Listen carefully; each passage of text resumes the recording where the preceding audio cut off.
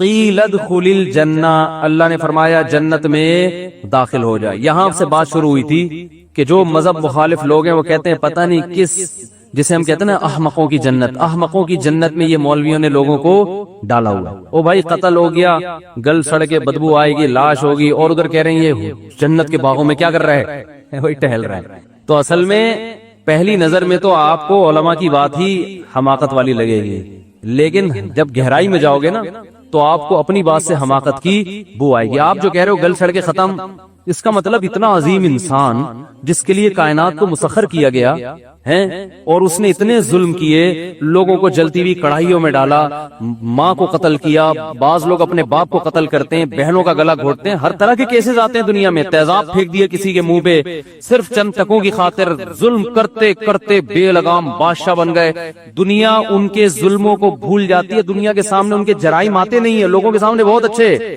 اور آپ کہہ رہے ہو کہ جب مرا تو بالکل کیا ہو گیا، ختم۔ تو یہ تو اس سے بڑی دھاندلی تو نیچر نے کبھی کی نہیں ہے۔ تو اس لیے اللہ نے فرمایا کہ یہ مرا نہیں ہے، مر تو گیا مادی اعتبار سے، لیکن یہ ایک جہان سے دوسرے جہان میں شفٹ ہو گیا۔ اب چونکہ انسان کی سمجھ میں بات مثالوں کے بغیر آتی نہیں ہے، تو قرآن مثال سے بات سمجھاتا ہے۔ اللہ یتوفی الانفس حین موتها والتی لم تمت فی منامها، اللہ فرماتے ہیں دیکھو جب تم سوتے ہو اس وقت اللہ تمہاری روح کیا کر لیتا ہے، قبض کر لیتا ہے۔ سوتا ہوا آدمی پتہ نہیں کیا کیا دیکھ رہا ہوتا ہے کہ نہیں ہوتا، لیکن اس کے قریب بیٹھا ہوا آدمی وہ سمجھتا ہے کہ یہ آنکھیں بند کر کے یہاں لیٹا ہوا ہے، لیکن اس پہ جو گزر رہی ہوتی ہے وہ قریب بیٹھے ہوئے آدمی کے کو نہیں پتا ہوتا۔ کتنی دفعہ ایسا ہوتا ہے ہم سو رہے ہیں خراٹے لے کے، ویزا نہیں مل رہا تھا امریکہ کا، آج امریکہ پہنچ گئے، ہوتا ہے نا، پہنچ گئے اور صدر بن گئے وہاں کے۔ آدمی کہتا ہے یار میں نے تو کبھی سوچا بھی نہیں، مکے مار مار کے دیکھ رہا ہوتا ہے میں سو تو نہیں رہا کہیں، ایسا بھی ہوتا ہے، لوگ بتاتے ہیں میں چانٹے مار کے دیکھتا ہوں خواب تو نہیں دیکھ رہا، اتنی گہری نہیں ہوتی ہے، دو چار چانٹوں سے آنکھ کھلتی نہیں ہے، دوسرا وہ چانٹے بھی تو خواب میں ہی مار رہا ہے نا۔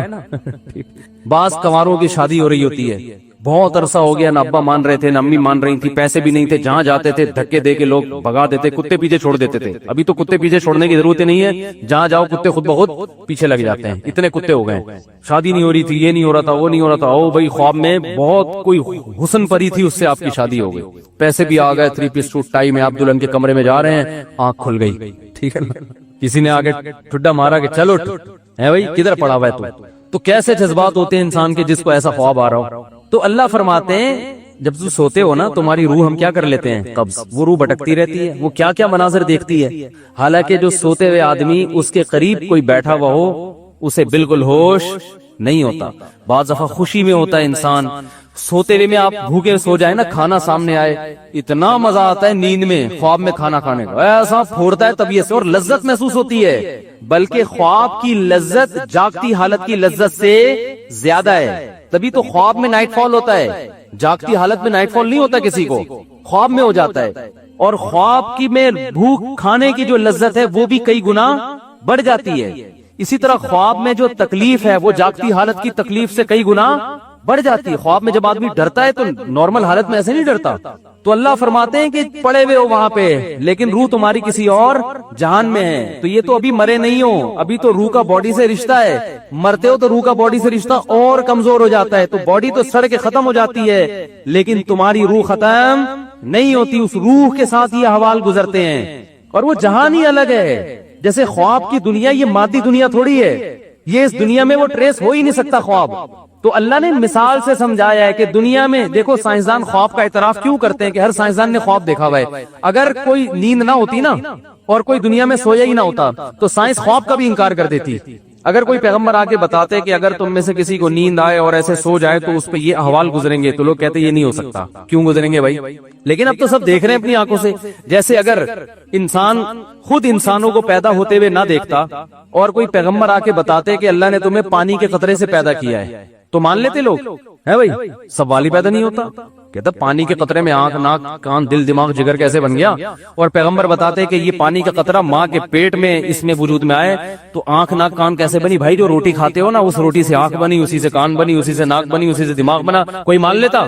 تو بھائی یہ سب illogical باتیں، یہ کھوپڑی میں آنے والی نہیں ہے، میڈیکل سائنس اس کو تسلیم نہیں کرتی، اس لیے نہیں کرتی کہ اسے دیکھا نہیں ہے۔ آپ دیکھ لیا تو میڈیکل سائنس بھی کہتی ہے بھائی ایسے بنتا ہے, اس کے پوری لاجک بھی بیان کرتی ہے, وہ پروسیس دیکھنے کے بعد بیان کی ہے. تو جب مریں گے نا اور جب روح پہ احوال آئیں گے تو اس وقت سائنسدان بھی لیبارٹری ٹیسٹ کرنا شروع کریں گے, بولیں گے بھائی ایسا ہوتا ہے اور ہو رہا ہے اور اس کی لاجک یہ ہے, یا لاجک سمجھ میں آئے نہ آئے وہ اللہ کی مرضی.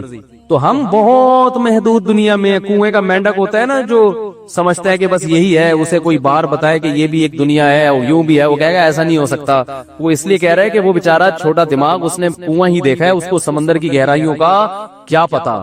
تو اللہ فرماتے ہیں وما اوتیتم من العلم الا قلیلا. جب نبی نے فرمایا نا روح پہ یہ حالات گزرتے ہیں تو صحابہ نے, مشرکین نے پوچھا یہ روح کیا ہوتی ہے؟ اللہ نے فرمایا تمہاری سمجھ میں نہیں آئے گا کہ روح کیا ہوتی ہے, کیونکہ وما اوتیتم من العلم الا قلیلا, تمہیں جتنی نالج ہے نا یہ بہت تھوڑی ہے. اس کھوپڑی میں اور اس نالج کے تحت یہ بات سمجھ میں آنا تمہارے لیے ممکن ہی نہیں ہے. اب ایک دیہاتی کسی ڈاکٹر کے پاس چلا جائے کہ گردے کی پتھری دوا کھانے سے کیسے نکلتی ہے, ڈاکٹر نے اپنی زبان میں سمجھانا شروع کیا ایکچولی یوں ہوتا ہے, یورک ایسڈ بڑھ جاتا ہے, پھر یہ یوں, وہ کہہ رہے ہیں میری کھوپڑی میں نہیں آ رہا. ڈاکٹر کہے گا آپ کی کھوپڑی ایسی ہے ہی نہیں کہ اس میں اتنی گہری باتیں سمجھ میں آ جائے. کچھ میڈیکل سائنس تھوڑی سی پڑھ لو یا کچھ انگلش سیکھ لو تو آ جائے گی انشاءاللہ. تمہیں تو یہ نہیں پتا کہ گردہ ہے کہاں. وہ بار بار گردے کہتے میرے گردے میں درد ہو رہا ہے, میرے گردے میں, وہ کہہ رہے تمہیں کیا سمجھائے. تو اللہ فرماتے ہیں تم جو اتنا سائنسی ترقی پہ ناز کرتے ہو یہ وہ ترقی ہے جو پہلوں کو نہیں تھی تمہیں ہے. تو تم اپنے آپ کو پہلوں سے کمپیئر کر کے کہہ رہے ہو کہ ہم بہت بڑے فنٹر ہیں. نہیں یاری بات سمجھ میں, پہلے زمانے میں گھوڑے پہ جاتے تھے ہم, ہواؤں میں اڑ اڑ کے جا رہے ہیں تو بہت بڑے فنٹر ہیں, بہت نالج بھائی. تو پہلوں سے کمپیئر کر کے کہہ رہے ہو, ٹھیک ہے نا. پہلے لوگ بات چیت کرنے کے لیے چیختے چلاتے تھے, اب موبائل اٹھاؤ یہاں سے امریکہ 2 منٹ میں بات ہو جاتی ہے. تو اب پہلوں سے کمپیئر کر کے تم کہہ رہے ہو بہت بڑے فنٹر ہیں, تو واقعی اگر اپنے سے پہلوں سے کمپیئر کرو تو واقعی تم بہت بڑے فنٹر ہو. لیکن حقیقت میں جو جتنی دنیا میں نالج ہے, جو حقائق ہیں, اس کے لحاظ سے تمہاری کوئی حیثیت نہیں ہے. الا قلیلا, بہت تھوڑی نالج اللہ نے انسان کو دی ہے, بہت تھوڑی. کائنات کے بہت سے راز ہیں جن سے پردہ نہیں ہٹا اور ہٹ بھی نہیں سکتا, بہت سے تو ایسے ہیں جن سے ہٹے گا ہی نہیں. تو اس لیے ہمارے پاس دلیل یا تو مشاہدہ ہوتا ہے یا خبر ہوتی ہے کہ جو ماہر ہے, جو کسی فیلڈ کا ماہر ہے, وہ ہمیں کیا دے دے, خبر دے دے. تو ومن اصدق من اللہ قیلا, مرنے کے بعد زندگی ہے یا نہیں, میڈیکل سائنس اس پہ تحقیق نہیں کر سکتی, کیونکہ میڈیکل سائنس کی اپروچ وہاں تک ہے نہیں, سائنسدانوں کی وہاں تک پہنچ نہیں ہے. خواب کو نہیں ڈیفائن کر سکے اب تک, دماغ نہیں پڑھ سکے. پتہ ہے آپ کو ISSB میں بعض دفعہ یہ سوال ہوتا ہے انٹرویو میں کہ دماغ کیا ہے. ہمارے ایک دوست تھے, وہ امتحان دینے گئے, ان سے سوال, ISSB میں تو نہیں, وہ کسی اور ادارے میں گئے تھے, ان سے سوال ہوا کہ دماغ کی کیا ڈیفینیشن ہے. انہوں نے کہا پتہ نہیں, یہ ڈیفائن کرنا ممکن نہیں ہے انسان کے لیے. یہ جواب درست تھا. درست اس لیے تھا کہ دماغ ہی اپنے بارے میں بتائے گا نا. تو آپ کے اوپر کی چیز تو آپ کے بارے میں بتا سکتی ہے کہ میں کیا ہوں, خود نہیں بتا سکتے آپ, کیونکہ اس دماغ کو سمجھنے کے لیے اس سے زیادہ ذہین کوئی دماغ چاہیے, وہ مارکیٹ میں ہے نہیں, ٹھیک ہے نا, وہ ہے نہیں مارکیٹ. تو یہ میڈیکل سائنس خود مانتی ہے کہ ہم تحقیق ایک دائرے تک کر سکتے ہیں, اس سے زیادہ ریسرچ ہمارے دائرہ کار میں ہے نہیں, یہ پاسبل نہیں ہے. تو انسان کی ابتدا کیسے ہوئی, یہ انسان کے لیے میڈیکل سائنس کے ذریعے پہچاننا ممکن ہے ہی نہیں. کائنات کی ابتدا کیسے ہوئی, قیامت تک ایسے آلات دریافت ہی نہیں ہو سکتے جو یہ بتا سکے کہ کیسے ابتدا ہوئی ہے. ناممکن ہے کہ کیسے ابتدا ہوئی ہے. یہ جو تھیوریز ہیں, نظریات ہیں کہ ممکن ہے ایسے ہو, ممکن ہے ایسے ہو, یہ ریسرچ تھوڑی ہے. جس چیز کو سائنسدان خود ریسرچ نہیں کہہ رہے, آج ہماری یونیورسٹیوں میں اس کو ریسرچ کہہ کے پڑھایا جا رہا ہے. ڈاروین نے یہ ریسرچ تھوڑی پیش کی تھی کہ انسان بندر سے بنا ہے, وہ ریسرچ تھوڑی تھی, وہ کہتے. اور ڈاروین کے پورے الفاظ کیا ہیں کہ اگر یہ فرض کر لیا جائے کہ اس انسان کو کسی خدا نے نہیں بنایا, یہ فرض کر لو, تو پھر ممکن ہے کہ یہ ایسے ہوا ہو, یہ پروسیس ہوا ہو. تو وہ خود بیچارہ کنفیوز ہے کہ ہوا کیا تھا. اور ہمارے ہاں اس بیس پر خدا کا انکار کر دیا, پیغمبروں کا انکار کر دیا, آسمانی کتابوں کا انکار کر دیا, اور انسان کو ایک مشین بنا دیا.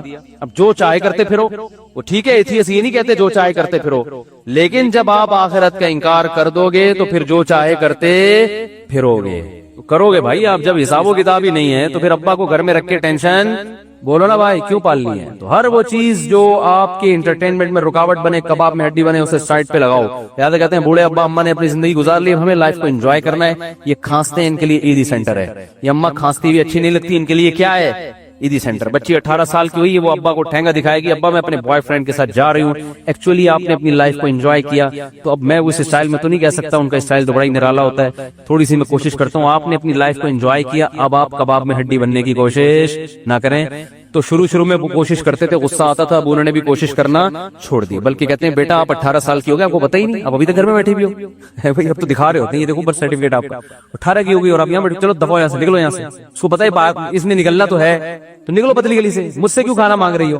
تو یہ ہو جائے گا تھوڑے دنوں میں, اگر نہیں ہوا تو بہت سے ہو ہی گیا, لیکن اس سے آگے معاملہ جائے گا, بہت تباہی آنے والی ہے بھائی. ابھی یہ صرف ہومو سیکس کو انہوں نے حلال کر دیا, اتنا نہیں ہے, ابھی آگے بھی جائیں گے, یہ اس سے بھی آگے اور برائی معاشرے میں پروموٹ کریں گے, پتہ نہیں کیا کیا ہونے والا ہے, اللہ ہماری حفاظت فرمائے. کیونکہ جب کوئی روکنے والی طاقت ہی نہیں ہے, کوئی بتانے والا ہی نہیں ہے کہ حلال کیا ہے حرام کیا ہے, خود سے بحث کے کھوپڑی استعمال کریں گے, تو آپ مجھے بتاؤ اسمبلی میں اگر زیادہ شراب پینے والے لوگ ہوں تو وہ شراب کو حرام کر سکتے ہیں؟ وہ کہہ رہے ہیں یار ہم تو یہاں بیٹھ کے ہمارا ذہن کام ہی جب کرتے ہیں جب ہم پی کے آتے ہیں, تو اگر شراب پہ بھی ہم ڈسکس کریں گے تو 2-3 بوتلیں پی کے کریں گے, تو کہیں گے یار ہم شراب کے ٹاپک پر اسمبلی میں بیٹھے بات چیت کرنے کے لیے کہ الاؤڈ ہے یا ناٹ الاؤڈ ہے, تو اس ٹاپک پر بات کرنے سے پہلے ذرا 2 بوتلیں ہو جائیں کیونکہ بہت حساس ٹاپک ہے, کہیں گے نا وہ. اب وہ پی کے جب ان کا دماغ حاضر ہوگا, ہاں آپ بتائیں کیا کہنا ہے, تو وہ کہیں گے یار جو پی کے ہم خود بات کریں ہم تھوڑی آرام کر سکتے ہیں, تو قوم کا بیڑا غرق ہوگا کہ نہیں ہوگا. تو اس لیے اللہ نے کہا قانون سازی انسانوں سے نہیں کرواؤ, یہ تمہاری طرح کے انسان ہیں جو تم پر مسلط ہو گئے ہیں, یہ اپنے مفاد پہلے سامنے رکھیں گے, تمہارے مفاد بعد میں. تو اس لیے قانون اللہ بناتا ہے. اللہ نے جب قانون بنایا تو رسول اللہ صلی اللہ علیہ وسلم نے جب اعلان کر دیا, دیکھو آپ کی کوئی شورا نہیں تھی جو قانون سازی کرتی ہو, نبی صلی اللہ علیہ وسلم کی شورا میں بہت سے صحابہ تھے. اس وقت شراب چونکہ زمانے جاہلیت میں لوگ پیتے تھے اور شراب کی حرمت نازل نہیں ہوئی تھی, اس وقت بھی بہت سے لوگ شراب پی رہے تھے. تو اگر آپ ان سے مشورہ لیتے تو بہت سے لوگ ہو سکتا ہے کہتے ہم کیسے چھوڑ دیں, اوپر سے قانون نازل ہوا فجتنبوہ, چھوڑ دو اس کو, رجس ناپاک ہے, چھوڑ دو اس کو. تو بس صحابہ نے کیا کیا بھائی, اب اللہ کا حکم ہے, اب ہمارے پاس آپشن ہے ہی نہیں کہ پینی ہے کہ نہیں پینی, سر میں درد ہوتا ہے نہیں ہوتا, فائدہ ہوتا ہے نقصان ہوتا ہے, صحت اچھی ہوتی ہے نہیں ہوتی, یہ ٹاپک اللہ نے ہمیشہ کے لیے بند کر دیا, ختم, نہیں پینی. تبھی آج بھی پوری دنیا میں مسلمانوں میں شراب کا ریشو سب سے کم ہے. تو مرنے کے بعد اللہ نے کیا فرمایا, ایسا نہیں, اور قرآن کا دعویٰ دیکھو, ادھر اس کو شہید کیا ہے حبیب نجار, اس کا نام کتابوں میں لکھا ہوا ہے کہ شہید کیا, دھوبی تھا بیچارہ کہا جاتا ہے. تو اس نے جب تبلیغ کی ہے تو قوم نے اس کو قتل کر دیا. قتل کر کیا ہے, اللہ فرماتے ہیں قیل ادخل الجنہ, ادھر شہید ہو رہا ہے, ادھر کہاں جا رہا ہے, جنت میں. ممکن ہے کسی کو اشکال ہو, جنت تو قیامت کے بعد ہوگی, تو جنت سے مراد یہاں برزخ ہے, برزخ میں بھی ایک جنت ہے, برزخ میں بھی ایک جہنم ہے. جو اصل باغات والی جنت ہے وہ تو آخرت میں ملے گی نا, وہ تو جب میدان حشر میں حساب و کتاب ہوگا اس کے بعد.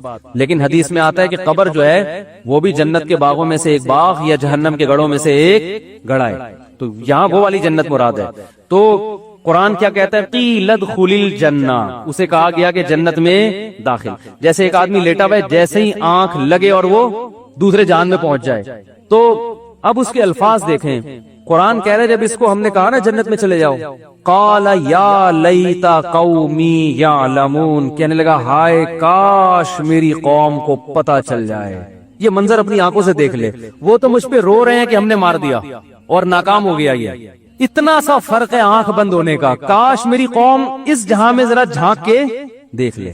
جیسے ایک آدمی سوتے ہوئے دوسرے جہاں میں پہنچ جائے اور ایک منظر دیکھے تو اس کی تمنا ہوتی ہے کاش میرے گھر والے آ کے یہ منظر بھی دیکھ لیں. خواب میں تو انسان کو پتہ نہیں ہوتا نا میں خواب دیکھ رہا ہوں, لیکن جب مرے گا اور برزخ میں جائے گا تو اسے پتا ہوگا کہ میں دنیا کے جہاں سے برزخ میں شفٹ ہو گیا ہوں, اسے پتا ہوتا ہے. تو کہے گا, وہ قرآن کے الفاظ ہیں, یا لیتا قومی یعلمون, کاش میری قوم یہ منظر اپنی آنکھوں سے دیکھ لے. بما غفر لی ربی وجعلنی من المکرمین, کہ میرے رب نے کیسے میری مغفرت کی, شہادت کی وجہ سے میرے گناہوں کو معاف کیا, اور وجعلنی من المکرمین, مجھے جو عزت دی.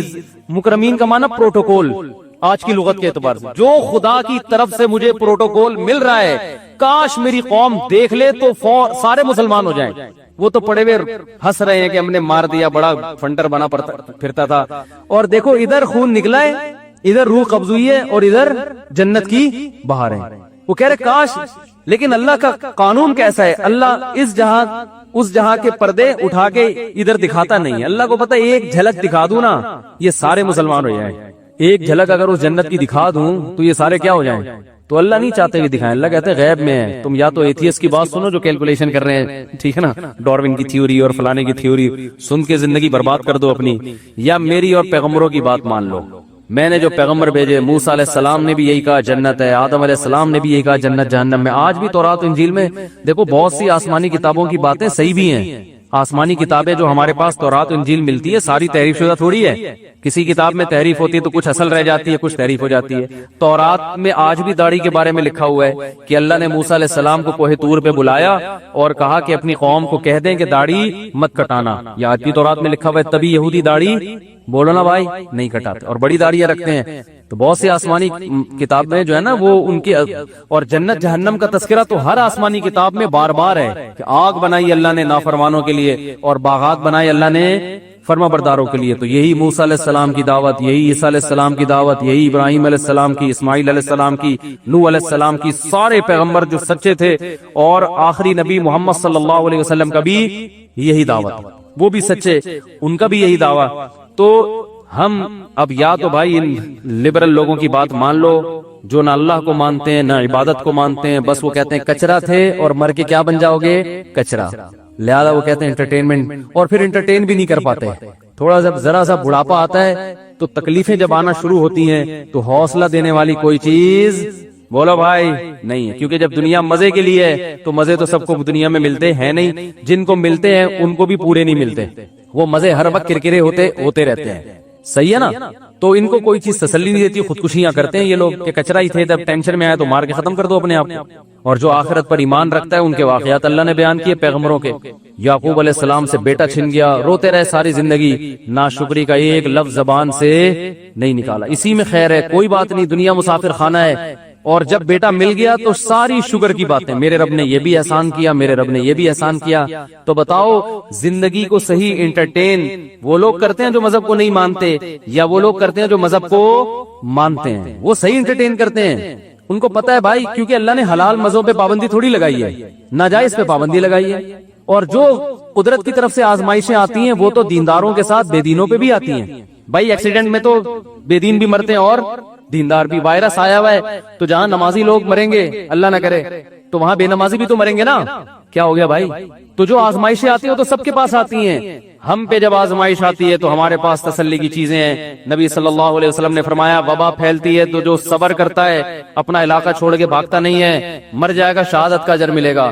ہمارے پاس تسلی ہے، آپ کے پاس تسلی کی کوئی چیز نہیں ہے۔ آپ قوم کو بتاؤ گے کہ بھاگو نہیں، خود پتلی گلی سے بھاگنے کی پوری کوشش کرو گے آپ کہ میں کیوں مروں، صحیح ہے نا؟ اور دنیا میں بھی بیماری پھیلاؤ گے، ہوتا ہے نا؟ زیادہ تر بھاگنے والے اس وبا میں وہ لوگ ہیں جو مذہب کو فالو نہیں کرتے۔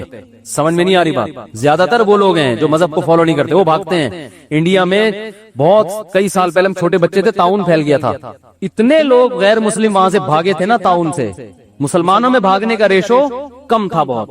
ان کے پاس نبی کی تعلیمات ہیں، صبر صبر۔ صحابہ میں جب طاعون پھیلا بہت سارے صحابہ کا انتقال ہوا تو کوئی ڈپریشن میں نہیں گئے، انہوں نے کہا کوئی بات نہیں بھائی، اللہ اسی طرح سے اٹھا رہا ہے تو اٹھائے گا، تو خوش ہوتے تھے، اسی میں اجر ملے گا۔ تو انٹرٹین بھی حقیقی معنی میں کون کرتا ہے بھائی لائف کو؟ مذہب والے لوگ ہی کرتے ہیں۔ تو یہ پابندیاں جو اللہ نے مذہبی لوگوں پہ لگائی ہیں، یہ کچھ پابندیاں ہیں جو وہ عمل کرو گے، جیسے ڈاکٹر مریض کو کہتا ہے کہ کچھ چیزیں آپ کی صحت کے لیے نقصان دہ وہ چھوڑ دو، تو جو نقصان دہ نہیں ہے وہ پھر کھاتے رہو ساری زندگی۔ لیکن مریض کہتا ہے نہیں میں پابندیوں پہ عمل نہیں کروں گا، میں سب کچھ کھاؤں گا، کہتا ہے ٹھیک ہے پھر تھوڑے دن سب کچھ کھاؤ، تھوڑے دن بعد کچھ بھی کھانے کے قابل نہیں رہو۔ شوگر کا مریض کہتا ہے میں تو لڈو کھاؤں گا، میں تو رسگلہ کھاؤں گا، یہ نہیں بتاؤں گا، یہ شعر ہے، یہ شعر ہے، یہ ویسی ذہن میں بعض دفعہ آ جاتا ہے۔ تو میں تو لڈو کھاؤں گا، میں رسگلہ کھاؤں گا، میں یہ بھی کھاؤں گا، میں وہ بھی کھاؤں گا۔ اب کوئی ڈاکٹر آ کے کہہ رہا ہے نہیں کھا بھائی، تو سموسے کھا لے، تو پکوڑے کھا لے، ٹھیک ہے، تو تکے کھا لے، تو یہ کھا لے، لڈو نہیں کھا۔ اگر میٹھا کھانا ہی ہے تو ایسے وہ کیا ہے یار، وہ ڈائٹ بوتلیں آتی ہیں نا، پیپسی یہ والی پی لے، تو شوگر فری پیپسی پی لے، اس میں بھی میٹھا ہوتا ہے لیکن چینی والا میٹھا نہیں۔ میں تو وہ والا میٹھا کھاؤں گا، چینی والا میٹھا کھاؤں گا، تو کھا لے پھر، تو کھا لیا، مدذل لا لیا، جو ملا کھا لیا۔ اس کے بعد تھوڑے دن کے بعد جو چیزیں ڈاکٹر نے کھانے کا مشورہ دیا تھا نا وہ بھی کھانے کے قابل نہیں رہے۔ شوگر سے گردوں پہ اٹیک ہوگا، گردے خراب، شوگر سے تو بہت جلدی اٹیک ہوتا ہے گردوں کے اوپر، گردے خراب ہو جائیں گے، بی پی ہائی ہو گیا، گردے کی ایسی کی تیسی، بلڈ پریشر ہو گیا، وہ تو ایک بیماری دیکھو ایک 100 बीमारियों को खींच के लाती है। आंखों का मसला खड़ा हो जाता है शुगर के मरीज के साथ। डॉक्टर कह रहा था कि भाई तो अभी लड्डू छोड़ दे, देख जो चाह। कह रहा नहीं मैं तो खाऊंगा, मैं तो पाबंदियों पे अमल नहीं करता, तो खा लिया। अब देखने के काबिल भी नहीं, आंखों की बिनाई जा रही है, हड्डियां वो सीधा हो रही हैं। तो यही हाल है कि ये जो लिबरल लोग हैं, जो अल्लाह को ना मानने वाले लोग हैं, ये कहते हैं मौज मस्तियां करो, जिंदगी एंटरटेन करो। तो थोड़े दिन तक तो बहुत एंटरटेन करते हैं, उसके बाद कुछ भी एंटरटेन करने के काबिल नहीं रहते, टेंशनों में। इसलिए कि बार बार मौत का तस्वुर, मरना है, जाना है। फिर बुढ़ापा तो सबसे बड़ा अजाब है। मुसलमान की जो जिंदगी सुकून से तो गुजरती ही बुढ़ापे में है, ज्यादा लाइफ अच्छी होती उसकी कहाँ है? भाई सारे काम काज से फारिग हो गए, अब तो कोई टेंशन नहीं, अब तो क्या करना है, अल्लाह अल्लाह करना है। हमने तो अपने बूढ़ों को बहुत इबादत करते हुए देखा है। दाढ़ी वालों के बहुत खिलाफ थे और तबलीग वालों के बहुत खिलाफ। तो वो कहने लगे एक दिन के यार वो मैंने हमारे पड़ोस में एक वाकया देखा है, पंजाब की बात कर रहे थे कि वहाँ एक साहब हैं जो सुबह ऑफिस में होते हैं, तो उनकी वाइफ के किसी से गलत ताल्लुकात हैं।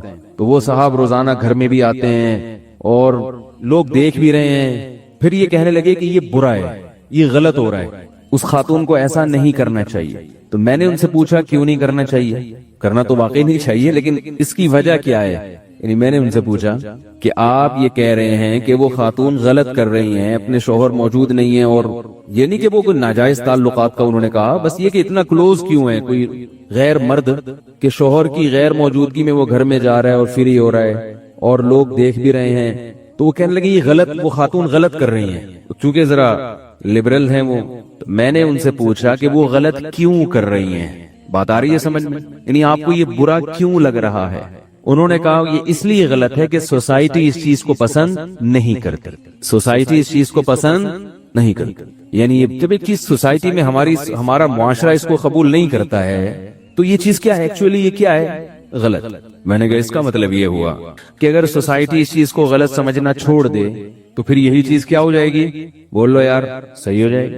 क्या ख्याल है भाई? यानी आपके यहाँ किसी चीज को अच्छा या बुरा कहने का जो क्राइटेरिया है, जो मायार है, वो क्या है? सोसाइटी। गोरों के यहाँ इतना ज्यादा शायद बुरा नहीं समझा जाता होगा, तो उनके यहाँ थोड़ा, और बाज कल्चर ऐसे शायद हो, मुझे नहीं पता, कि वो बिल्कुल ही बुरा ना समझते हो। तो इसका मतलब क्या है कि सोसाइटी फैसला करेगी कि क्या सही है और क्या गलत। ये बहुत अहम बात आपको बता रहा हूं, अल्लाह करे ये किसी तरह दिमाग में उतर जाए, किसी तरह जहन में उतर जाए। इंसान बन के जिंदगी गुजारना, उसके लिए बहुत सारे कॉन्सेप्ट क्लियर होना जरूरी है, वरना आप इंसान नहीं बन सकते। आपको मुआशरा गुमराह कर देगा, मुआशरा आपको तबाही बर्बादी की तरफ ले जाएगा, जो कि जा रहा है और आपको पता भी नहीं चल रहा। तो मैंने उनसे ये कहा, क्योंकि वो इस्लाम का तो नाम नहीं लेते ना, अगर वो कहते चूंकि कुरान और सुन्नत की रूह से ये गलत है। मौलवी साहब से मैंने जुम्मे में सुना था कि जब कोई किसी की बीवी हो तो उसे चाहिए कि शोहर के अलावा किसी से इस किस्म के ताल्लुकात ना रखे। अगर वो ये कहते, एक तो मौलवी साहब को गोया वो अहमियत दे रहे हैं, क्योंकि ऐसी बातें तो ज्यादातर मौलाना लोग ही बता रहे होते हैं। क्या ख्याल है? ये कुरान में लिखा हुआ है, ये हदीस में आता है, लेकिन वो तो भाई तरक्की याफ्ता आदमी है, वो क्या कुरान और सुन्नत, फजाइल अमाल, हदीस, हजरत जी, हजरत बुजुर्ग का वाकया कि उन्होंने एक दफा किसी को देखा ही नहीं तो अल्लाह ने उनको इतना नवाजा, ठीक है ना? वो तो इन बातों को क्या समझते हैं, तो पीछे ले जा रही है हमें। तो इसलिए वो क्या कह रहे हैं? सोसाइटी, मुआशरा भी नहीं कह रहे कि उर्दू हो जाएगी, पुराना सा लगूंगा मैं, ठीक है? क्या है ये भाई? सोसाइटी। अच्छा लग रहा था जब मुझे उनके मुंह से जुमला, सोसाइटी इस चीज को कबूल नहीं। मैंने कहा इसका मतलब ये हुआ कि सोसाइटी किसी चीज को अगर कह ले कि ये सही है तो वो सही बन जाएगी। आप इसकी बात कर रहे हैं, उनसे मेरी बहस नहीं हुई, क्योंकि हर आदमी से आप बहस ना करें। मैंने बस इतना कह के चुप कर गया। मैं ये नहीं कि अब मैं उनसे बहस करूं, बस थोड़ा सा जो है ना, यानी थोड़ी सी बात करके पतली गली से निकल लो, ताकि वो अभी नहीं सोचेंगे, वो जिंदगी के किसी मोड़ पर सोचने पर मजबूर होंगे। ये जो बहस है ना, किसी के पीछे हाथ धो के पड़ जाओ, इससे कभी भी फायदा नहीं होता, याद रखो, कभी भी फायदा नहीं होता। अगला जिद पे आ जाता है। और ये भी याद रखो, किसी को दलाइल से ऐसा खामोश करना कि उसके लिए भागने का रास्ता ही ना रहे, ये भी बड़ा खतरनाक है, क्योंकि फिर वो अपनी बेइज्जती महसूस करता है और वो हर धर्मी और जिद पे उतर आता है फिर। इसलिए दुश्मन के लिए थोड़ा सा रास्ता भागने का रखो कि भाई अभी भाग जाओ, दोबारा इज्जत एहतराम के साथ वापस आ जाना। क्योंकि इंसान जो है ना, इज्जत नफ्स के मामले में बहुत, आजकल हम लोग क्या करते हैं, जब किसी को तबलीग करते हैं तो उसकी इज्जत नफ्स को मजरूह कर देते हैं। इज्जतदार आदमी اپنی عزت پہ کبھی بھی کمپرومائز نہیں کرتا. ہاں کوئی جس کی عزت نہ ہو اس کو جو مرضی کہہ دیں. جیسے ایک آدمی نے کہا اپنے دوست سے، کہہ رہا تھا کہ شکر ہے محلے میں میری عزت نہیں ہے. اس نے کہا کیوں بھائی؟ کہنا ورنہ آج بڑی بے عزتی ہو جاتی میری. کیا کہہ رہا ہے کہ شکر ہے اس محلے میں میری عزت نہیں ہے. کیوں بھائی؟ اس پہ شکر کی کیا بات؟ کہہ رہا ورنہ آج میری بہت بے عزتی ہو جاتی. یعنی وہ اس پہ شکر ادا کر رہا ہے کہ پہلے سے اگر اس نے کام ایسا کیا تھا، کام اس بندے سے ایسا ہو گیا تھا کہ وہ محلے میں پکڑا گیا کوئی برا کام کرتے ہوئے، تو کوئی بے عزتی نہیں ہوئی، اس لیے کہ بندہ ہی کوئی عزت تھی نہیں اس کی. تو وہ کیا کہہ رہا ہے کہ اللہ کا بہت بہت فضل ہو گیا کہ اس محلے میں میری عزت پہلے ہی سے ہی نہیں ہے، ورنہ آج بہت زیادہ بے عزتی ہو جاتی. ایسا بھی ہوتا ہے بڑے شہروں میں. تو عزت جب ہوگی تو بے عزتی کا ڈر بھی ہوتا ہے. عزت ہی نہ ہو جو مرضی ہو پھر کیا ہوتا ہے؟ پھر کہتا ہے یار ہماری کون سا عزت ہے. جیسے بھیکاری لوگ ہر وقت مانگتے رہیں گے تو کہتے ہیں زبان گھس تھوڑی جائے گی یار، نہیں دے گا نا پھر کسی سے مانگ لیں گے، یہ نہیں دے گا تو پھر تیسرے سے مانگ لیں گے. عزت دار آدمی مانگنے سے پہلے 100 دفعہ سوچتا ہے یار کیسے بغیر مانگے کام چلاؤ، پھر مانگے گا تو بیچارہ اندر گھٹے گا. عزت بہت بڑی چیز ہے. بات سے بات نکلتی ہے، ایک ہوتی ہے عزت اور ایک ہے حب جاہ. دونوں میں فرق ہے. عزت تو انسان کی فطرت ہے، عزت دار لوگوں کو عزت چاہیے. حب جاہ کا مطلب تکبر، یہ الگ چیز ہے. ان دونوں میں فرق ہے. تکبر کا مطلب یہ ہوتا ہے بعض لوگ ہر چیز میں اپنی ٹانگ اونچی رکھنے کی کوشش کرتے ہیں، دوسرے کو نیچا کرتے ہیں. یہ تکبر ہے، یہ چیز اللہ کو پسند نہیں ہے. اسی طرح اپنے بڑے کے سامنے بڑا بننے کی کوشش کرنا یہ بھی تکبر ہے. جیسے شیطان کو اللہ نے حکم دیا، یا موضوع نہ چینج ہو جائے، ذرا سنبھال کے رکھے کیا بات چل رہی تھی. شیطان کو اللہ نے حکم دیا کہ آدم کو سجدہ کرو. شیطان نے کیا کہا کہ آدم چھوٹا میں بڑا، ٹھیک ہے نا. تو عام حالات میں اگر آدم علیہ السلام خود شیطان کو کہتے نا کہ مجھے سجدہ کرو، پھر شیطان کہتا میں کہ تم بعد میں آؤ، میں سینئر ہوں، تو اس کی کوئی لاجک نکل سکتی تھی کہ بھئی یہ شیطان کو اپنی انسلٹ محسوس ہو رہی ہے. جیسے کوئی سینئر ہو، جونیئر آ کے ایک دم سینئر بن جائے تو پہلے سے جو سینئر ہوتا ہے اس کو ایک قسم کی بے عزتی محسوس ہوتی ہے. یہ نیچر ہے، یہ غلط نہیں ہے. لیکن شیطان کا عمل یہ عزت کا حصول نہیں تھا بلکہ یہ تکبر تھا، اس لیے کہ آرڈر دینے والا کون ہے؟ اللہ ہے. تو بھئی تو جب اللہ کے حکم کا انکار کر رہا ہے تو یہ اللہ سے بڑے بننے کی کوشش کر رہے ہو آپ. اللہ سے آپ چھوٹے ہی رہو گے چاہے کتنے بڑے بن جاؤ. تو آپ اگر دوستوں میں اپنی بے عزتی محسوس کرتے ہیں، دوست نے کوئی غلط بات کہہ دی، آپ کو بے عزتی محسوس ہو رہی ہے جس سے آپ کو غصہ آ رہا ہے، یہ نیچرل ہے، یہ تکبر نہیں ہے. باپ نے کوئی ایسی بات کہہ دی، اب آپ باپ کے سامنے سینہ چوڑا کر رہے ہو، یہ عزت نہیں ہے، یہ کیا ہے؟ کبر ہے، تکبر ہے. بھائی تم اپنے باپ سے، یعنی وہ تو تمہارا باپ ہے. لوگ کہتے ہیں نا جب کسی کو تانا دینا ہوتا ہے کہ وہ اس کو آنے دو، یہاں ہم اس کا بھی باپ ہے، کہتے ہیں نا لوگ.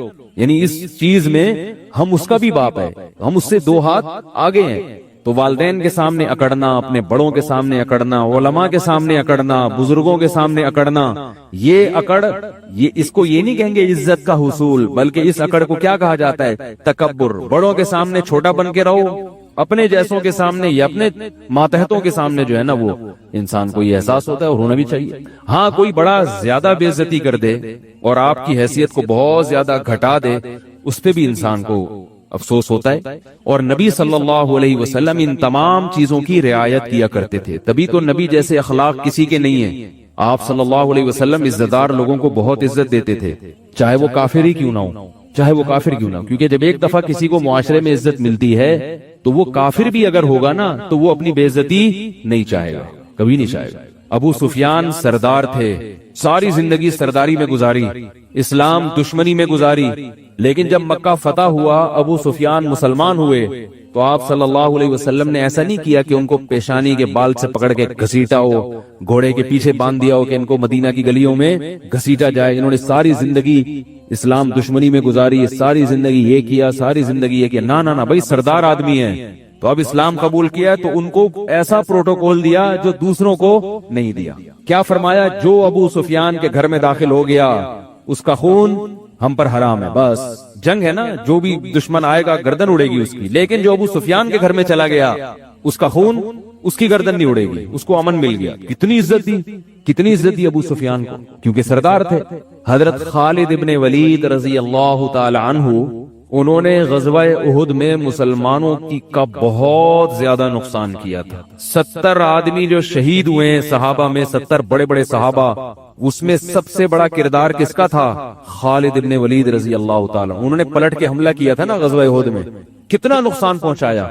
پھر صلح حدیبیہ میں جو لڑنے کے لیے آئے وہ خالد ابن ولید آئے، لیکن جب صلح ہو گئی تو خالد ابن ولید تلوار کی نوک سے اسلام نہیں قبول کر رہے تھے. عزتدار آدمی تھے نا، اس میں ذلت محسوس کرتے تھے. بھائی میں شکست کھا کے اسلام قبول کروں، یہ کیسے ہو سکتا ہے؟ آپ صلی اللہ علیہ وسلم نے ان کو عزت دی اور ایک قاصد بھیجا اور کہا کہ خالد ابن ولید سے جا کے کہو کہ تمہارے جیسا سمجھدار آدمی، ذہین آدمی ابھی تک کافر ہے، یہ ہماری سمجھ میں نہیں آتا. بڑی تعجب کی بات ہے، اتنا ذہین آدمی، اتنا ہوشیار آدمی، اور ابھی تک اس کی سمجھ میں اسلام نہیں آ رہا. اور پھر یہ بھی فرمایا کہ تم اگر اسلام قبول کرو گے تمہیں یہاں عزت ملے گی. اب ہم جیسے سطحی ذہن کے لوگ ہوتے اس وقت، ہم کہتے ہیں ہاں یہ تو اسلام قبول کیا جا رہا ہے عزت کے لیے، لالچ دے دے کے لوگوں کو مسلمان بنایا جا رہا ہے. آج کوئی مولوی اگر ایسا کر دے کہ بھئی فلاں قادیانی کے پاس تحفے بھیج دے، کسی سردار کے پاس یا کسی اور کافر کے پاس، ایک تو وہ قادیانی ہے جس میں لچک ہی نہیں ہے، ایک وہ ہے جو حق کی تلاش میں ہے. تو ایسے آدمی کو ہدیہ دینا، اس کی دعوت کرنا، اس کو عزت دینا تاکہ وہ اسلام کے قریب آ جائے. یہ نہیں کہ اس کو آپ ایسا اس سے بدتمیزی سے بات کریں. وہ میں اکثر واقعہ سناتا ہوں، قادیانی کے پاس قادیانی تھے، وہ بات کرنا چاہتے تھے. چاہنا اس کی علامت ہے کہ وہ یعنی وہ چاہ رہے ہیں کہ ہمیں سیدھا راستہ ملے. تو ایک گاؤں سے کوئی مناظر چلے گئے، ہمارے استاذ نے واقعہ سنایا. وہ قادیانی کے بیٹے لے کر آئے کہ آپ ہم سے بھی بات کریں، ہمارے والد سے بھی بات کریں، اگر کچھ بات ہوئی تو ہم لے آئیں گے، اسلام قبول کر لیں گے. تو ہمارے استاذ کہہ رہے ہیں کہ وہ جو مناظر گیا نا، اس نے وہاں جا کے بات کیسے شروع کی. انہوں نے کہا سب سے پہلے تو میں یہ ثابت کروں گا کہ مرزا غلام احمد کی شکل بالکل ایسے کتے جیسی تھی جیسے تمہارے ابا کی شکل ہے. یہ اسٹائل ہے اسلام کی تبلیغ. یعنی ان کا خیال یہ تھا کہ چونکہ یہ قادیانی ہیں، دائرہ اسلام سے خارج ہیں، تو ان کی پہلے ہم شکل پہ بات کریں گے کہ یہ کس سے ملتی جلتی. تو جب بیٹوں کے سامنے باپ کو آپ کہو گے معاذ اللہ اس طرح سے کتوں جیسی شکل، تو وہ آگے بات چلے گی؟ بات ہی نہیں چلے گی آگے.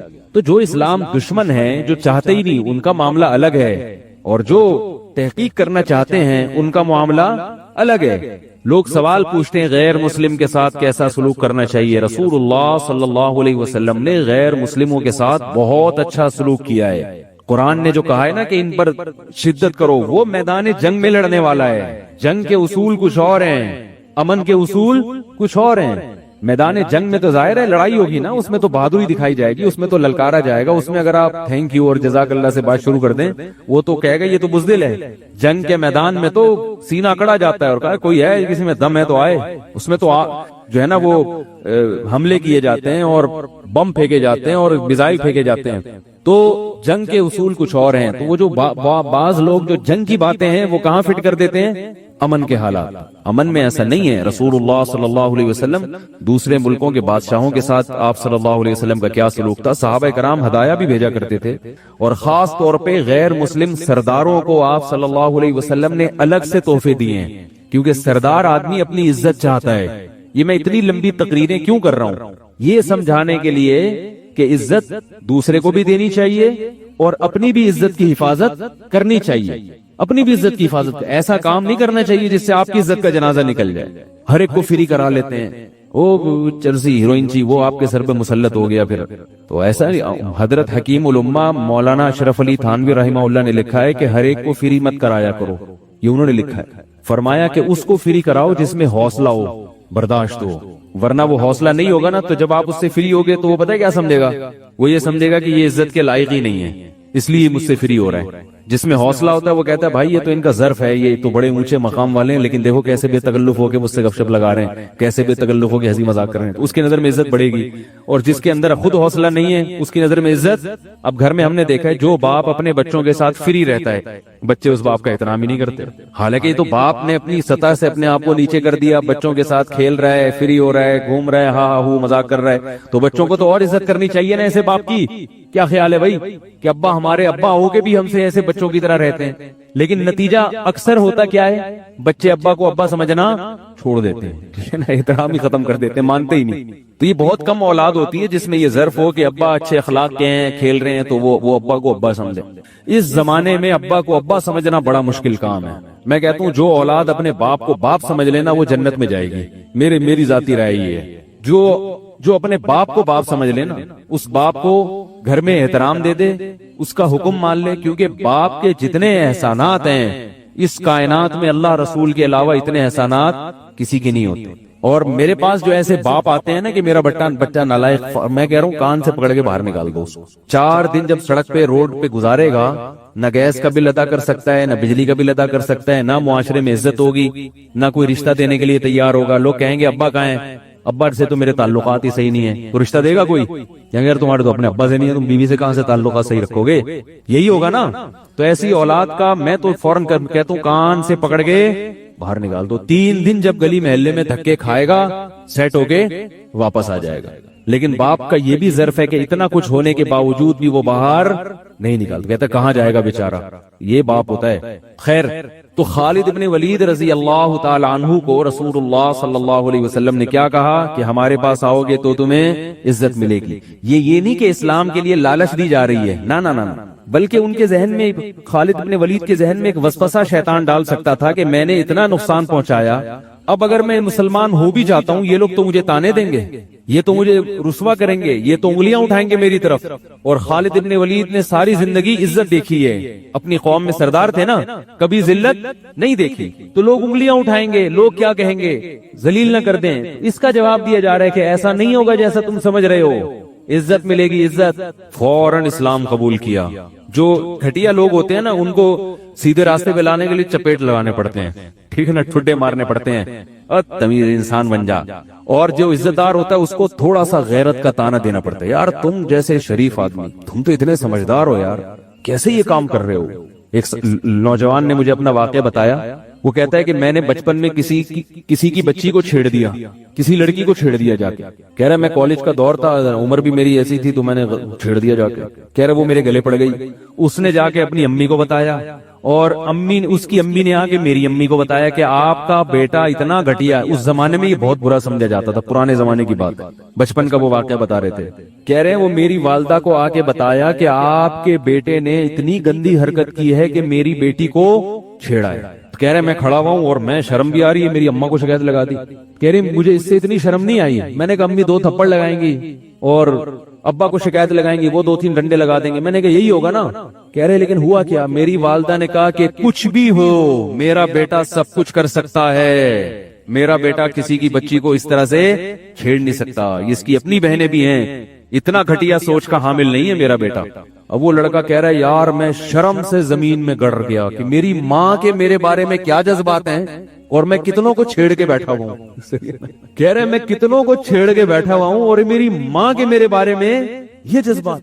کہہ رہے بار بار میری ماں کہہ رہی ہیں اس خاتون کا نام لے کے, وہ جو بھی بہن ہوگی پڑوسی ہوں گی, کیونکہ پڑوسیوں کو ہی چھیڑا جاتا ہے نا, مجھے نہیں پتا کہ پڑوسی ہوگی, تو وہ کہہ رہی ہیں اس پڑوسن کا نام لے کے کہ بہن تم جو کچھ بھی کہہ دو, میرے بچے پہ الزام لگا لو, اس نے فلاں کو مار دیا, اس نے فلاں سے اسکول سے چھٹی کر لی, یا یوں کر لیا, یہ کر لیا, لیکن میرا بیٹا کسی کی بیٹی کو, بہو بیٹی کو چھیڑ نہیں سکتا, کیونکہ ہم عزت دار گھرانے کے لوگ ہیں اور عزت دار گھرانے والے ایسے کام نہیں کرتے. اب وہ کہہ رہا ہے یار ہمیں تو, مجھے پتہ چلا ہم اتنے عزت دار گھرانے کے لوگ ہیں, مجھے تو پتہ ہی نہیں تھا. کہہ رہا ہے میں اس جملے سے نا والدہ کے شرم سے زمین میں گڑا جا رہا ہوں, اور دل میں توبہ کر رہا ہوں, اے اللہ آئندہ یہ میری والدہ کو ایسی کمپلین بولو بھائی نہیں ہوگی, بس اس دفعہ جو چھپا لے, میرے جرم کو چھپا لے, پردہ ڈال دے, آئندہ نہیں ہوگا, آئندہ میں ایسا نہیں کروں گا کہ میری ماں جو میرے بارے میں یہ جذبات. تو دیکھو اس لڑکے میں تھوڑا سا وہ عزت کا تھا نا. اگر وہ لڑکا عزت دار خاندان کا نہیں ہو تو پھر پتہ کیا کہتا ہے, کہہ رہے اماں کو تو پتہ ہی نہیں, اب مزید 15-20 کو چھیڑ لو, میری اماں تو یقین کریں گی نہیں. کیا خیال ہے یار, کیا ہو گیا آپ کے سمجھ میں کیوں نہیں آ رہا؟ وہ یہ سوچے گا نا کہ بھائی میری اماں تو میرے بارے میں یقین ہی کر رہی ہے, تو وہ تو اسی کو ڈانٹ کے بھیج رہی ہیں, یہ تو اتنا اچھا نظریہ ہے, تو اب تو شکایتیں وہ تو اور 2-4 کو چھیڑ لو, کوئی مسئلہ ہی نہیں. تو یہ فرق ہوتا ہے کہ جو نالائق ہوتا ہے نا, جو عزت دار نہیں ہوتا, چترول لگانے پڑتے ہیں, اس کو ڈنڈے لگانے پڑتے ہیں, اس کو ٹھڈے مارنے پڑتے ہیں, پھر جا کے وہ تھوڑا سیٹ ہوتا ہے. اور جو عزت دار ہوتا ہے اس کے لیے ایک تانا بہت بڑا ہوتا ہے. فقہاء نے لکھا ہے تعزیر کے اصول میں, تعزیر ہوتی ہے نا, تعزیر سزا, ایک تو ہے حدود, زانی کی کو 100 کوڑے لگیں گے, وہ تو قرآن نے بیان کیے, اس میں تو کوئی فرق نہیں ہے, سب کے ساتھ ایک جیسا سلوک ہوگا, عزت دار ہو یا کم درجے کا آدمی ہو, وہ سزا جو قرآن نے بیان کر دی وہ سب پہ لگے گی. رجم سب پہ، ہاتھ کاٹنا سب پہ، حد قذف سب پہ، شراب کی سزا 80 کوڑے سب پہ، اس میں کوئی شریعت میں فرق نہیں. لیکن کچھ سزائیں ایسی ہیں جو قاضی اور جج کی ثوابدید پر ہوتی ہیں. وہ دیکھتا ہے بھائی اس نے اتنی نوعیت کا جرم کیا ہے تو اس کو اتنی سزا ملنی چاہیے. سمجھ رہے ہیں؟ اس میں شریعت نے کچھ نہیں بیان کیا، بس یہ بتایا کہ بھائی جرم کی نوعیت یہ ہے تو قاضی اور جج کی ثوابدید پر. تو اس میں فقہا بیان کرتے ہیں کہ اس میں عین ممکن ہے ایک جرم پہ قاضی کسی کو 20 کوڑوں کی سزا دے، اور یہ بھی ممکن ہے کہ وہی جرم کسی دوسرے سے ہو تو اسے صرف برا بلا کہہ دے. انہوں نے فرمایا اس لیے کہ بعض لوگ ایسے ہوتے ہیں کہ وہ جج اس کے منہ سے اپنے خلاف سننا ان کے لیے 20 کوڑوں سے بھی زیادہ بھاری ہوتے ہیں. وہ تو فقہاء نے لکھے کہ جو عزت دار آدمی ہوگا نا، جج اس کو برا بلا کہہ کے عدالت میں سب کے سامنے کہہ دے کہ تم نے غلط کیا ہے، یہ بھی اس کے لیے بہت بڑی سزا. اس کو 20 کوڑے ماریں گے، ظلم ہو جائے گا اس پر.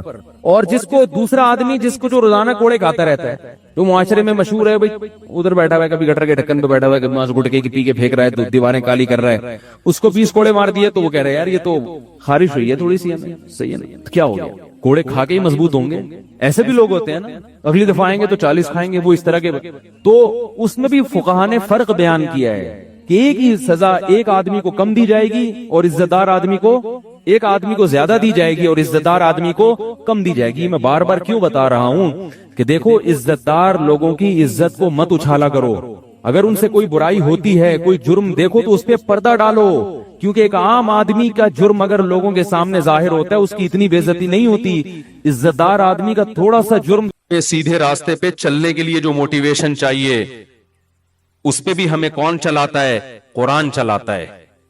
تو اس میں ہمیں سب سے پہلے یہ تصور دماغ میں بٹھانا پڑے گا کہ یہ دنیا رہنے کی جگہ بولو نہیں ہے. مریں گے یہاں سے، مریں گے. یہاں کی ترقی، یہاں کی عزت سب 2 نمبر.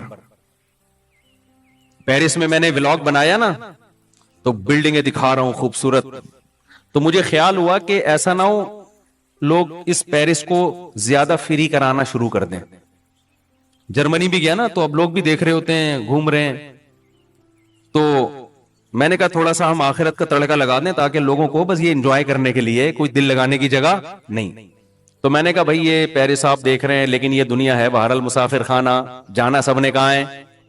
اورنگی ٹاؤن میں رہتا ہو، ڈیفینس میں رہتا ہو، پٹیل پاڑا میں رہتا ہو، گندے نالے میں رہتا ہو، مر کے جائے گا کہاں؟ جہاں پیرس والا بھی وہیں جاتا ہے جہاں یہ جائے گا.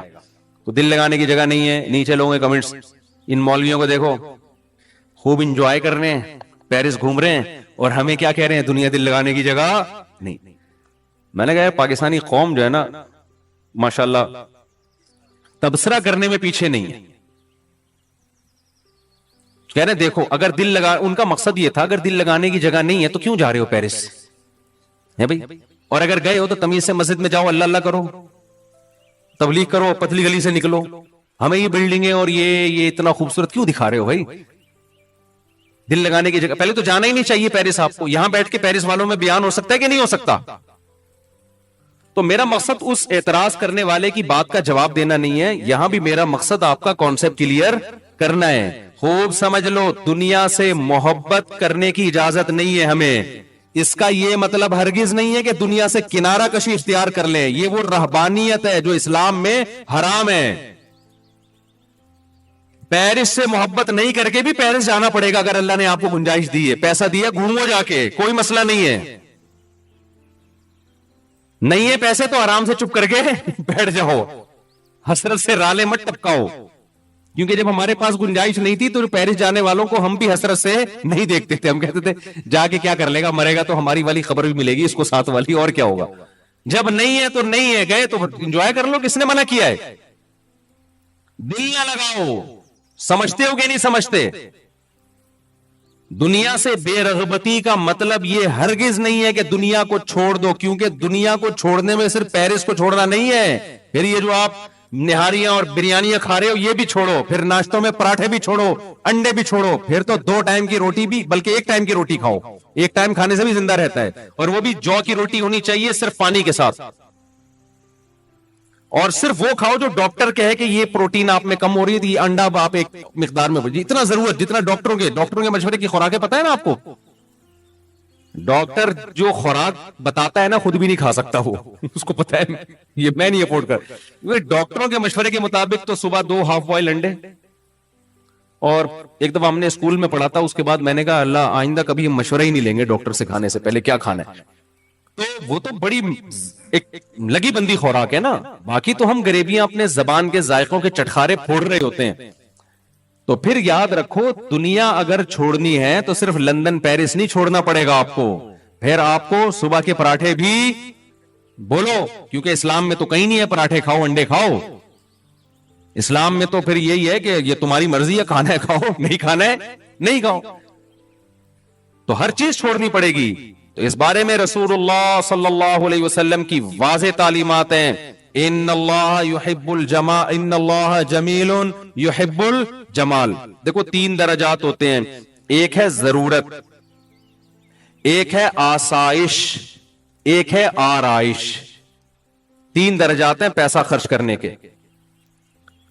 ایک ہم پیسہ خرچ کرتے ہیں اپنی ضرورت پوری کرنے کے لیے, یہ بھی جائز ہے اسلام میں. ایک ہم پیسہ خرچ کرتے ہیں ضرورت تو پوری ہو رہی ہے ذرا سہولت میں آ جائیں گے, یہ بھی جائز ہے. تیسرا ہے کہ سہولت بھی ہے لیکن ہٹو بچوں کام نہیں ہو رہا, زینت نہیں ہے, اس کو کہتے ہیں آرائش. مثال کے طور پر آپ کو زندگی گزارنے کے لیے رات کو کوئی چھت چاہیے جہاں مچھروں سے, دھوپ سے, سردی سے, گرمی سے حفاظت ہو. تو اگر ایک کمرے کا بھی آپ کو گھر مل گیا اور اٹیچ باتھ روم مل گیا جس میں بیماریوں کا خطرہ نہ ہو اور صاف ستھری جگہ ہو, تو آپ کی رہائش کی ضرورت پوری بولو ہو گئی. خوراک کے معاملے میں کیا ہے, خوراک میں اگر آپ کو 2 ٹائم کی بھی روٹی مل جائے, تھوڑے بہت پروٹین اور کارب ہو, تو آپ کی ضرورت کیا ہو گئی, پوری ہو گئی. رہائش میں آپ کی ضرورت ایک کمرہ, ایک اٹیچ باتھ روم, ضرورت پوری ہو گئی. لیکن ٹینشن ہوگی کہ نہیں ہوگی, وہی کچن ہے آپ کا, اور پھر پانی کے لیے بالٹیاں بھر بھر کے لاؤ گے باہر سے, موٹر کا سسٹم, موٹر ہوگی تو لگائیں گے کہاں, ایک کمرے میں موٹر کیسے پانی کی فکس کریں بھائی. تو ہم کیا کہتے ہیں, آسائش کی طرف جاتے ہیں. یار ایک کمرے کا نہیں, کم از کم 3 کمرے کا گھر ہونا چاہیے, اس میں کچن الگ ہو, واش روم ایک الگ ہو, پھر موٹر کے لیے برآمدہ الگ ہو, اور بستر لگے ہوئے ہیں اس میں, نیچے ہی زمین پہ سو رہے ہوتے ہیں, یار تھوڑا سا تمیز سے سو جائیں گے گدے پہ. تو ایک درمیانے درجے کا گھر کیا کہلاتا ہے, اس میں ہے آسائش, آرام, انسان ایزی فیل کرتا ہے. تو اس میں الگ سے پیسہ لگانا پڑے گا. یہ بھی شریعت میں کیا ہے, جائز ہے کہ آپ ضرورت تو آپ کی پوری ہو رہی ہے لیکن آپ چاہ رہے ہو ذرا سہولت سے. ضرورت آپ کی ابال کے دال, ابلی ہوئی دال کھاؤ گے ضرورت پوری ہو جائے گی. لیکن آدمی کہتا ہے یار تھوڑا تمیز سے بنا لو بیگم, تھوڑا پیاز ٹماٹر کا تڑکا لگا لو, کچھ حلق میں نوالا اترے گا, کوئی مزہ آ جائے تو گورنمنٹ کی طرف سے کوئی پابندی نہیں ہے اس پہ. کیا خیال ہے, یہ ہے. اس پہ بھی پیسہ, جب تڑکا لگے گا تو ٹماٹر پیسوں سے آئے گا نا, پیاز بھی پیسوں سے آئے گا, پھر دیسی گھی کا تڑکا لگے گا تو پیسوں سے آئے گا. تو یہ ساری کیا ہے, آسائش. اسلام میں اس پہ پیسہ خرچ کرنے پر بھی پابندی نہیں ہے. تیسری ہے آرائش. ڈیفینس کے گھروں میں آپ جاؤ, گھر میں جاتے ہی جی فانوس لٹکا ہوا ہے, یہ الگ قسم کا صوفہ ہے, وہ الگ قسم کا صوفہ ہے, یہ خوبصورت پردے جو مالداروں کے گھروں میں ہوتا ہے, 5 اسٹار ہوٹلوں میں ہوتا ہے. آسائش, ایئر کنڈیشن آپ کے انگلیوں پہ ہے, ٹھیک ہے نا. غریب کے گھر میں نہ اے سی ہوتا ہے, پنکھا ہوتا ہے, وہ ہوا پنکھے کی اپنی آواز آتی ہے, اس کے عادی بھی ہو جاتے ہیں غریب لوگ, جو آواز نہ ملے وہ ٹینشن سے مر جائیں. اچھا جتنا غریب ہوگا پنکھے میں آواز اتنی زیادہ ہوگا, اسی کو انجوائے کرتا ہے. بعض دفعہ ڈر ہوتا ہے کہ گر نہ جائے پنکھا. تو ایک دفعہ ایسے ہی ہوا, میں کسی جاننے والے کے گھر کے, بیچارے بہت غریب تھے, اللہ مقصد کسی کا مذاق اڑانا نہیں, تو ایک پنکھا لگا ہوا تھا, وہ نہیں ہوتے پیڈسٹل فین جو ہوتے ہیں ڈنڈے پہ کھڑے ہوئے ہوتے ہیں, وہ یوں یوں یوں کر کے نا گھوم رہا ہے. تو میں نے کہا میں نہیں بیٹھ رہا, مجھے لگ رہا ہے کسی بھی وقت یہ سجدے میں چلا جائے گا. انہوں نے کہا نہیں نہیں مفتی صاحب کچھ نہیں ہے, بہترین پنکھا. میں نے کہا بھائی میرے کو لگ رہا ہے کہ جس حساب سے ہل رہا ہے نا یہ, اس کو یا تو ہمیں چکر آئیں گے یا اس کو چکر آئیں گے. اچھا میں باتیں کر رہا ہوں, دھڑام سے پنکھا نیچے. میں نے کہا اللہ کا کتنا بڑا فضل ہو گیا, میں لیٹا نہیں یہاں پہ. تو پنکھا کیا ہے, تو غریب اس پہ بھی خوش ہوتا ہے, کہتا ہے چلو دوبارہ اٹھا کے ایلفی سے چپکا دو اس کو. ٹھیک ہے, تو سہولت تو ہے لیکن آرائش اور زینت نہیں ہے. آرائش کہتے ہیں زینت کو, اٹریکشن ہو اس میں, اٹریکشن تھوڑی ہے. اٹریکشن تو یہ ہوتی ہے کہ آپ نے دہلیز پہ قدم رکھا, گھر میں گئے, ابے یار کیا زبردست لگژری اسٹائل. جیسے ہمارے پنجرے میں جب کوئی جاتا ہے نا مرغیوں کے, تو ہمارے لیے تو بڑی اٹریکشن ہے. پتہ نہیں, ایک تو میں جو بھی مہمان آتا ہے, ڈیفنس سے آ رہا ہو, کلفٹن سے آ رہا ہو, 20ویں گریڈ کا آفیسر ہو, 18ویں گریڈ کا آفیسر ہو, میں اس کو اپنی گائے دکھاتا ہوں, اپنی بکری دکھاتا ہوں, اور اپنی انڈوں پہ بیٹھی ہوئی مرغیاں لازمی دکھاتا ہوں. آج میں سوچنے لگا پتہ نہیں اس کو دلچسپی ہے بھی کہ نہیں ہے. یہ بولے گا یار کیا ہمیں کیا دکھا رہے ہو مفتی صاحب, مرغیاں دکھا رہے ہو, بکری دکھا رہے ہو. تو پھر میں نے سوچا یار ہمارے پاس آنے کا جرمانہ یہی ہے, جو ہمارے پاس آئے گا تو ہم اس کو اپنی گائے بھی دکھائیں گے, تیرے باپ نے بھی دیکھنا ہے چاہے تیرا دل کرے یا نہ کرے, اپنی مرغیاں بھی دکھائیں گے. اب ہر آدمی کو دلچسپی نہیں ہوتی, لیکن بھئی ہمیں دکھانے میں مزہ آ رہا ہے, تو ہم سے ملاقات کا کفارہ یہ ہے کہ آپ ہماری مرغیاں بھی دیکھو اور مرغیوں انڈوں پہ بیٹھی ہوئی مرغیاں الگ سے دیکھو. آپ یہ کفارہ ہے ملاقات, کیونکہ ہمیں دکھانے میں مزہ آتا ہے کہ مرغیاں. تو آپ کو آئے نہ آئے, جب بھئی ہمارے پاس آ رہے تو ہماری شرطوں پہ آؤ نا. جب آپ کسی سے ملنے جاتے ہیں تو اپنی شرطوں پہ تھوڑی, بھئی ہم نے آپ کو ٹائم دیا, اگر آپ سمجھتے ہو بھئی مفتی صاحب نے ٹائم دیا ان کا بڑا شکریہ, تو شکریہ کی قیمت دے دیں آپ. اس شکریہ کی قیمت کیا ہے, ہماری گائے دیکھیں اور تعریف کرنی پڑے گی آپ کو, بہت اچھی گائے ہے. کوئی ہم نے اس کی غیبت برداشت, بکری دیکھ کے چاہے جیسی بھی ہو آپ کو بولنا پڑے گا ویل ڈن ماشاءاللہ بڑا مزہ. مرغیاں دیکھ کے آپ کو کہنا پڑے گا ویل ڈن مفتی صاحب بہت زبردست. تو اس سے یہ ہوتا ہے کہ خوشی مل جاتی ہے, پھر ہم تھوڑی دیر اور بیٹھ جاتے ہیں آپ کے ساتھ. ٹھیک ہے, تو میں سوچ رہا تھا یار میں ہر ایک کو دکھاتا ہوں, لوگوں کو تھوڑی دلچسپی ہوتی ہے. بہت سے لوگ بڑا 3 پیس سوٹ ٹائی اور یہ مرغیاں ورغیاں ان کو. ایک دفعہ تو کیا ہوا, ایک صاحب ملنے کے لیے آئے, وہ امریکہ سے آئے تھے, امریکہ میں ہی ماسٹر واسٹر کیا ہوا, میں نے مرغیوں میں ہی بٹھا دیا ان کو, چائے وہی منگوا لی, اور میں نے تو مجھے تو مزہ آتا ہے. اب میں نے کرسی پہ ان کو بٹھا کے گیا, چائے منگوائی, میں نے کہا پیے میں آتا ہوں. میں آیا تو اب وہ کچھ کہہ بھی نہیں رہے. اب وہی ہماری میٹنگ تھی کوئی, اب ہماری آدھا پونے گھنٹے کی میٹنگ ہوئی ہے, تو اس کے بعد مغرب کی اذان کا ٹائم ہوا, وہ اٹھ کے جانے لگے. میں نے کہا ٹھیک ہے, آپ کو تکلیف تو نہیں ہوئی یہاں مرغیوں میں کوئی؟ ان کو بہت تکلیف ہوئی تھی. مجھے کہنے لگے بس وہ بیٹے بیٹے کر رہی تھی, ادھر کوئی ادھر آ کے بیٹھ رہا ہے چوزا, کوئی ادھر آ کے بیٹھ رہا ہے, بس ٹھیک ہے کوئی مسئلہ نہیں مفتی صاحب. مجھے ان کے اسٹائل سے لگا کہ ان کو بالکل بھی اچھا نہیں لگا. تو کہہ رہے ہیں یار وہ ادھر بیٹھ رہی تھی اور کوئی ادھر, یوں وہ ہوتے ہیں نا ذرا بیچارے کچھ زیادہ فینسی قسم کے لوگ ہوتے ہیں. تو خیر یہ کہاں سے کہاں بات چلی گئی, بات کو میں جلدی سے سمیٹوں. تو اب دیکھو ایک پیسہ خرچ ہوتا ہے کس پر, آسائش زینت پہ.